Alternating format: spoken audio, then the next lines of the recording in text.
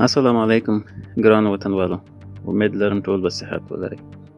دا ویډیو په ایکسل کې د زیرک ډیټابیس جوړولو دوهمه برخه ده چې لومړی ویډیو یې مخکې خپره شوی. که تاسې هغه ویډیو نه وي لیدلی، لینک یې ډسکریپشن کې شته، هغه حتما وګورئ او ورپسې دا ویډیو وګورئ.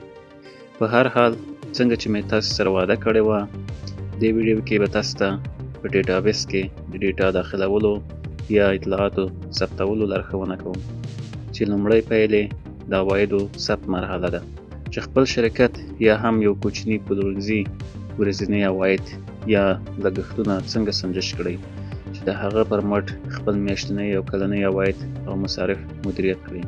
مثال په ډول هر هغه څه چې تاسې ورځې په اوږدو کې پلورئ څنګه یې ډیټابیس کې ثبتولی شئ.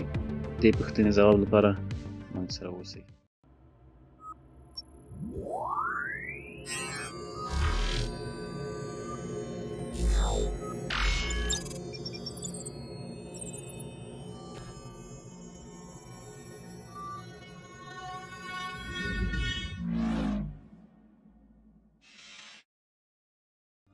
زه صفی الله نوري یم، د ایکسل یوې بلې روزنیزې ویډیو لپاره بیا ځلی ستاسو په خدمت کې یم. ملګرو، مخکې ډیټابیس نوم اباسین تولیدي شرکت و، د ځینو ملګرو په غوښتنه تغییر شو د اباسین وارداتي شرکت. لومړی باید یو جدول جوړ کړم.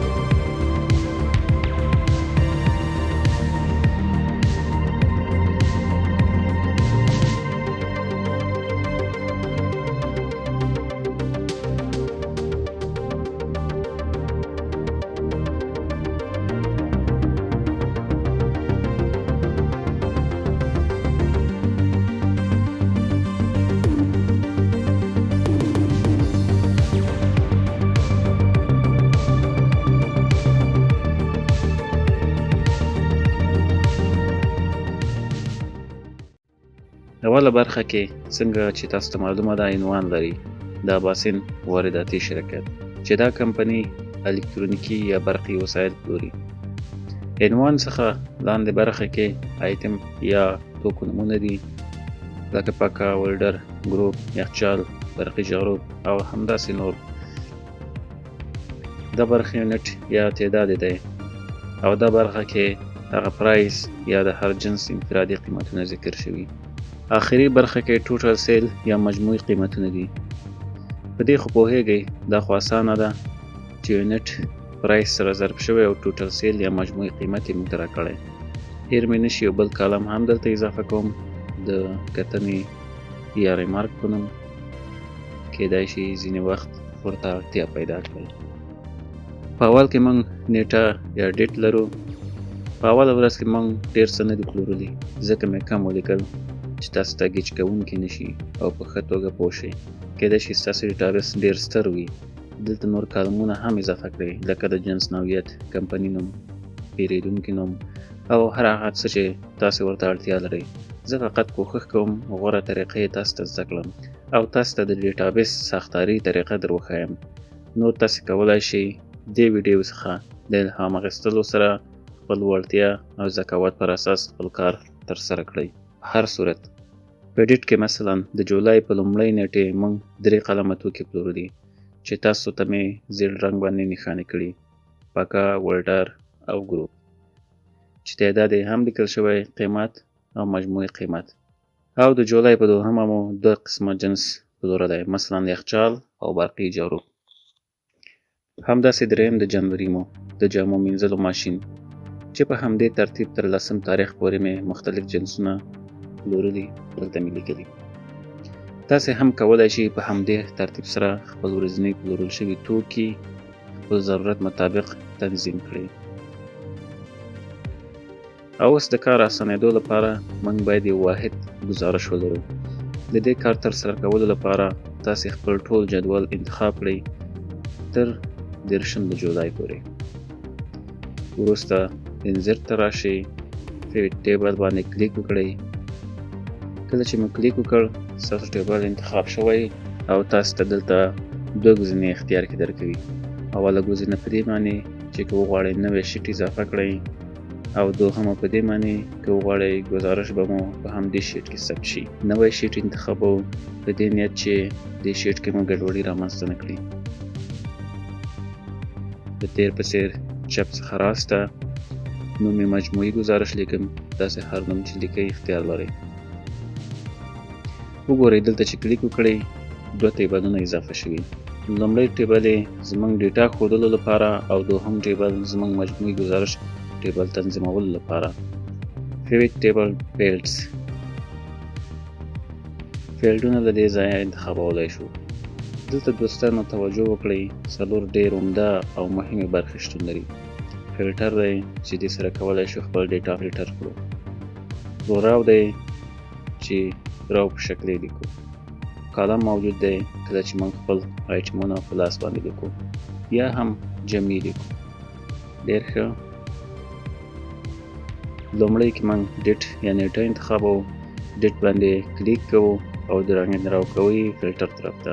وګورئ دې سره موږ ته عاجل فلټر جوړ شو. ښه، دا د اوس لپاره وي. راځو آیټم یا هغه توکي انتخابوو او کالم کې د رنګ راو یا ځای پر ځای کوو. مثال په ډول زموږ آیټمونه باید په افقي حالت ودرېږي. ډېر ښه. بل یونټ یا تعداد لرو. یونټ انتقالوو رو طرف ته. اوس لپاره پرایس ضرور نه دی چې ولیکو، ځکه مخکې موږ ضرب عملیې سره معلومه کړې چې ټوټل قیمت څومره کېږي. او د دې کار لپاره باید ټوټل سیل یا مجموعي قیمت انتقال کړو په طرف د والیو. کله چې مو انتقال کړ دلته دې لپاره څلورو اطرافو ته بارډر ورکوو تر څو بهتره ښکاره شي. اوس دلته زموږ ورځنی، میاشتنی او کلنی ګزارش اماده شوی. مثال په توګه زه غواړم چې د جولای اوله نیټه کې هر هغه څه چې مې پلورلي راښکاره کړي. کاپي ده. دلته آل باندې کلیک وکړئ او د جولای میاشتې اول تاریخ انتخاب کړئ. بیا اوکې. ګورئ د جولای میاشتې اول تاریخ ګزارش راته راکړ چې کوم توکي مو پلورلي.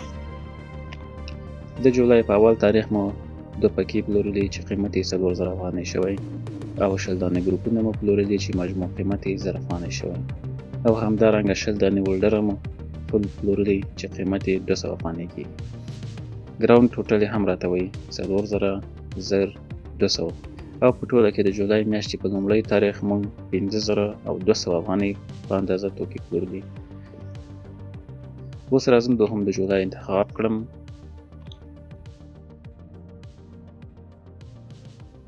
ګورو چې په ترتیب سره زموږ پلورل شوي توکو معلومات راکوي، او که وغواړو څو ورځو پلورل شوي تاریخونه او معلومات راته په یو ځل وښیي، دلته باید لاندې برخه کې سلیکټ ملټیپل آیټمز آپشن ټیک کړئ تر څو وکولای شئ څو تاریخونه انتخاب کړئ. دې سره کولای شئ د 2 ورځو یا هم څو ورځو فروشات وګورئ. فقط کاپي ده، دلته یې ټیک کړئ. او که وغواړو چې ټول فروشاتو ګزارش مو وګورو، دلته ټول تاریخونه انتخابوو. ګورو چې ټول موږ ته په یو واحد ګزارش کې ښایي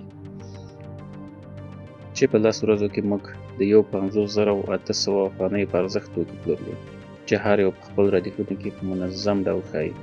او په آخر کې موږ ته ګراوند ټوټل ښایي چې ټول فروشاتو قیمت مو څومره دی. او که وغواړئ کولی شئ دا پرنټ کړئ او ترې استفاده وکړئ.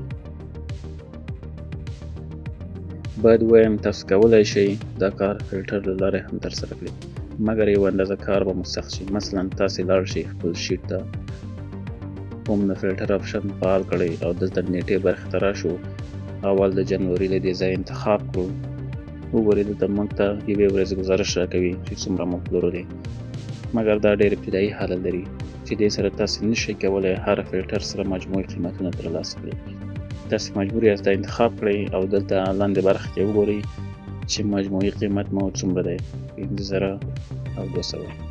چې دا کار به ستاسې وخت ضایع کړي. غوره او اساسي طریقه د فیورټ ټیبل له لارې ده، چې د فیورټ ټیبل له لارې تاسې کولی شئ خپل میلیونونه حساباتو فیلډ مدیریت کړئ او هیڅ سکتګي به رامنځته نه شي. او دا قابلیت د مایکروسافټ پخواني ورژنو کې نشته. ملګرو، دا د ډیټابیس جوړولو دوهمه برخه چې په ډیټابیس کې د اطلاعاتو ځای پر ځای کول، د عوایدو سنجش، د عوایدو منظم گزارش چمتو کول او د اطلاعاتو فلتر کولو څرنګوالی چې د فیورټ ټیبل له لارې تشریح شو. همداراز د فیورټ ټیبل له لارې تاسې کولی شئ په همدې طریقې سره خپل مصارفات هم په ډیټابیس کې تنظیم کړئ او خپل میاشتنی او کلنی عواید هم د فیورټ ټیبل له لارې مدیریت کړئ. باید ووایم چې دا طریقه مې ځکه غوره کړه چې هم اسانه، هم فني او هم کم وخت کې مو کار ترسره کیږي. البته ستاسې عوایدو مدیریت لپاره اکسل کې نورې لارې هم شته چې هغه ډېر پیچیده او ګیج کوونکې وو، ځکه مې دا طریقه غوره کړه چې هغه هیوادوال چې په اکسل کې ډېره بلدتیا نه لري هم وکولی شي درې ګډه وهي او هیڅ ستونزې سره به مخ نه شي. په هر صورت دا ویډیو په همدې ځای پای ته رسوم او دا د ډیټابیس جوړولو دوهمه برخه. بله روزنیزه ویډیو به د همدې ډیټابیس درېیمه برخه وي.